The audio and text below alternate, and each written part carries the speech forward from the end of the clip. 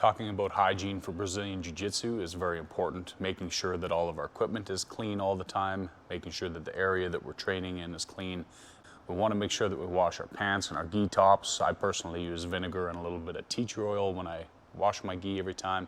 And you can either hang dry, or if you have a tried and tested true dryer to put something in, to just literally air dry so there's no heat, so you don't shrink your gi. That's a great thing to do because it kind of tumble dries that material and lets it get a little bit less stiff.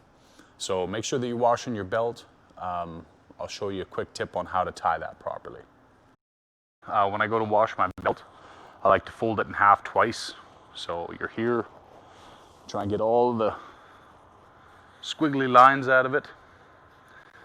Fold it in half twice, and then just tie the regular granny knot in it. If you chuck that in the wash like that, then the idea is that your belt's not getting wrapped around the agitator if you don't have a loading front load washer and dryer.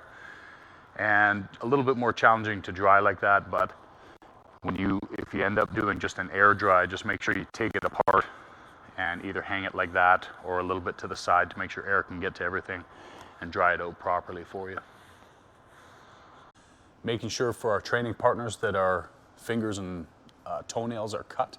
Make sure that after you cut them, find some kind of nail clipper that has a little bit of a file on it to just file off the hard edges on those nails, as that's where essentially the catalyst, the proteins for staph infection and certain staph infections can come from. So as soon as you're scratching your scalp or a piece of exposed skin or something like that, we're putting proteins under those fingernails. And if that fingernail ends up cutting your training partner, we can potentially have an infection.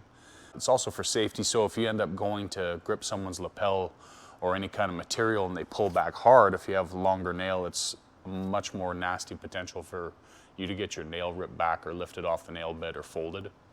So make sure that that's happening. Don't come straight from work to jiu-jitsu. So if you work a sweaty or a laborious job, don't be rolling with people. Smell essentially equals bacteria.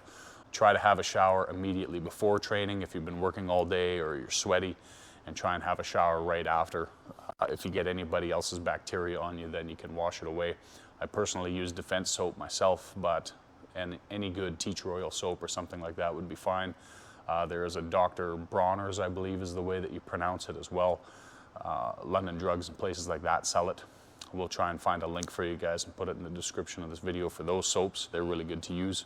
Last thing is essentially all workout equipment that I've ever purchased ends up getting a funk. And if workout equipment gets washed 100 times, left out to hang dry and so on and so forth, the second that you put it on and do like half an ounce of sweating in it, it starts to stink or smell again.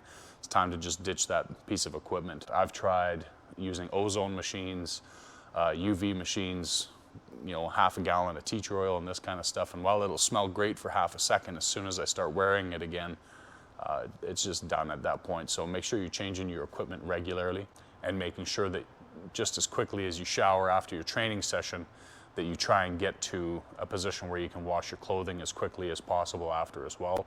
And that can kind of defeat that ability for that bacteria and sweat and so on and so forth to stay on your equipment. Safe training happens outside the mats as well. Make sure that you take care of your equipment and it'll last you a lot longer.